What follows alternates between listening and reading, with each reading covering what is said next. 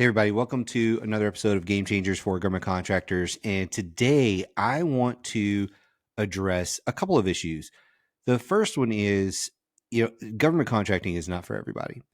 It just isn't. And I see a lot of people on social media promoting this as the way to not necessarily get rich, but I do feel like there's some get rich people out there on the internet pushing government contracting that way.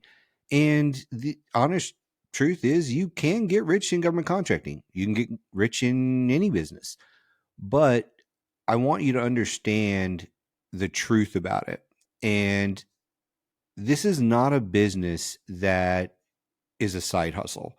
It's just not. It's not the kind of business that the middleman, you doing nothing and sitting at home in your underwear and just sending contracts through that. Like, that's not the way this business works. So I'm going to address 5 things at the outset here that are reasons not to become a government contractor. And then as I go further down, I'm going to list some options so that if you are thinking about this, you're not sure, if it's the right thing for you to do, but you do want something that you can run as a side hustle. You want something that you can run in the evenings, at nights, weekends, whatever it is, so that you can maybe get out of your corporate job or whatever it may be. I'm going to give you some options there that I think are better options than government contracting. So let's dive in and talk about this real quick. So number one reason why you should not become a government contractor, to me, is the long sales cycle. The sales cycle in government contracting is often, on a minimum, months. That's right. It's often months. And so from the time you see a solicitation to the time it's awarded to the time you actually get paid is often months. Even if you saw something today, want it tomorrow, it could be 30, 60, 90 days before you actually get paid. That's just the way this is. And so the long sales cycle makes this a difficult business to be in. And if you're not prepared for that, it's going to be difficult. And if you don't have the cash flow and things like that, which we'll get into later, all these things make it very, very difficult. So long sales cycle is number one. Number two, the intense competition.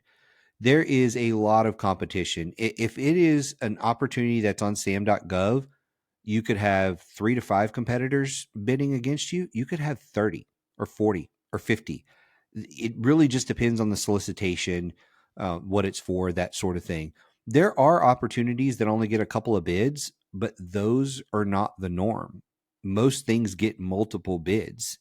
And in fact, the government is typically looking for a minimum of 3.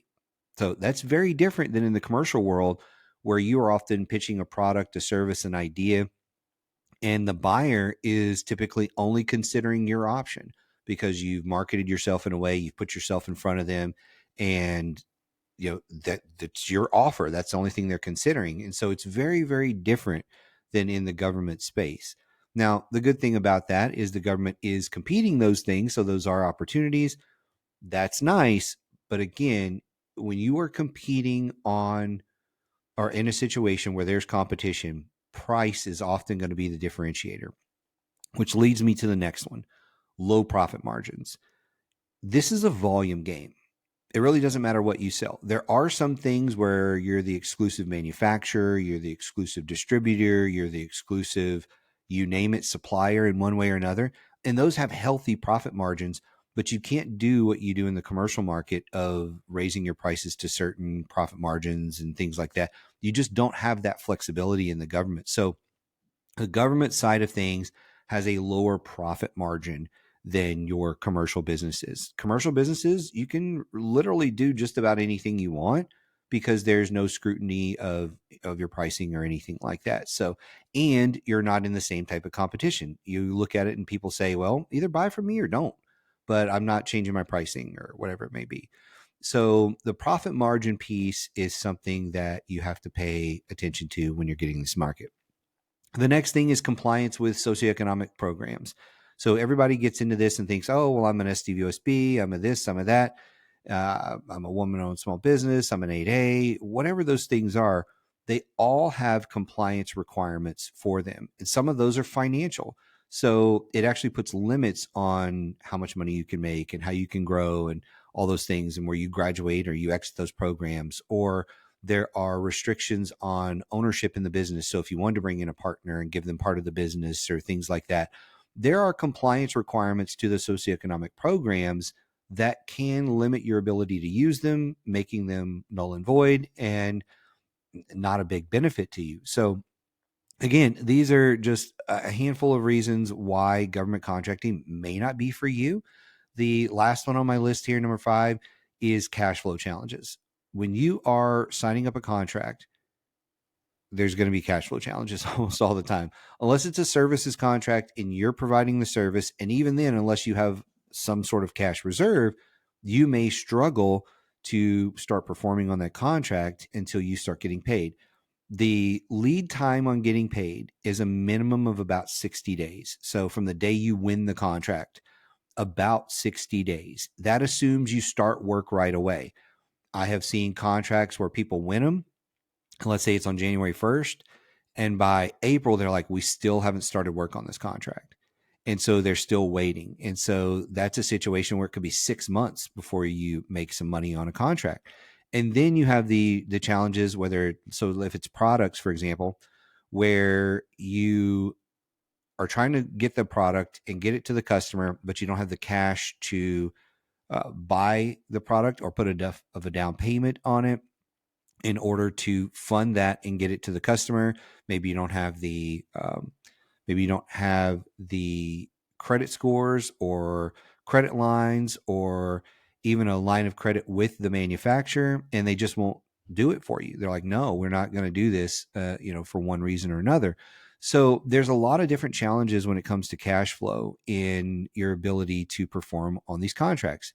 And so if you can't survive the long sales cycle, if you aren't competitively priced against your competition, if your margins aren't high enough, if you aren't compliant with your socioeconomic programs, those are all things that are going to limit you from being able to be effective in this market.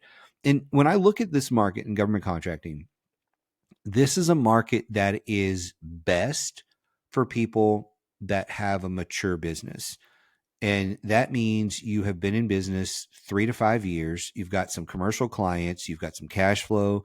You understand how to run your business. You understand all the intricacies of that. And now you're dipping your toe into government to try and expand your business. The businesses that I see that come in and they literally day one, they're government contractor, those take 12, 24 months a lot of times before they're up and running and really, really kind of cooking in this business. And so that's what you should expect. And if you're not ready for that type of commitment, if you're not ready for the cash flow challenges, the 12 to 24 months to get up and running, then maybe government contracting isn't for you and you need to start somewhere else. And it doesn't mean you can't start in the niche that you want to start in. It just means that maybe the commercial market is where you need to be for a while. And that's just the fact. So now, if you're on the other side of this coin and you're looking at it saying, well, I don't have time to run a business full time because I'm still working a job, whatever that job is, but I do want to start building my side hustle. I want to start doing something different. Then here's 3 options that I highly recommend. They're all very effective. The first one is affiliate marketing. Affiliate marketing is probably one of the easiest businesses to get into because you don't make a product, you don't deliver a product. You're simply marketing those products. Whether you're an Amazon affiliate and you're just posting product reviews and videos and things like that on social media, or if you pick somebody like Cabela's or Walmart or Target or Kohl's or some other store, and you market things on their affiliate side of things and sell those. Like those are very quick wins. You can literally post a video on TikTok today, even with a small following, and tomorrow you've got people who are buying that by clicking on the link, and now you're making some commissions. You've got to do a lot. There's got to be volume. You've got to grow your social media presence, but affiliate marketing is a fantastic way to run a side hustle. The next one is digital products. You could start a digital product business, whether it is a workbook, a course, anything like that. You could start that fairly quickly. Even with AI today, you can sit down and come up with a lot of different options for a digital course or courses. And you can start selling those through social media. You can start selling them through various websites, because there's tons of websites where you can sell your digital products. So those are ways to do it. So affiliate marketing, digital products, those are two. And then the third one is some sort of coaching community where you are coaching people on something. And I have seen people coaching people on everything you could possibly imagine, from business to relationships to gardening, outdoor activities. I mean, you can literally start a community coaching people on something that you know about tomorrow.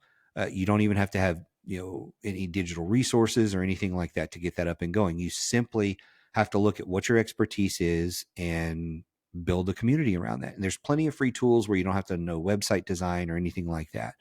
And it could be literally anything, like I said, whether you're coaching them in business, or let's say you are an expert landscaper. You can coach them on pruning trees and bushes, and how to what's the best fertilizer, and based on your state and soil makeup. There are so many ideas in the coaching community space that it's really just limited to your mind. So if government contracting isn't for you and you want a side hustle, not necessarily a full-time business, affiliate marketing, digital products, or coaching, those are probably the three that I would look at.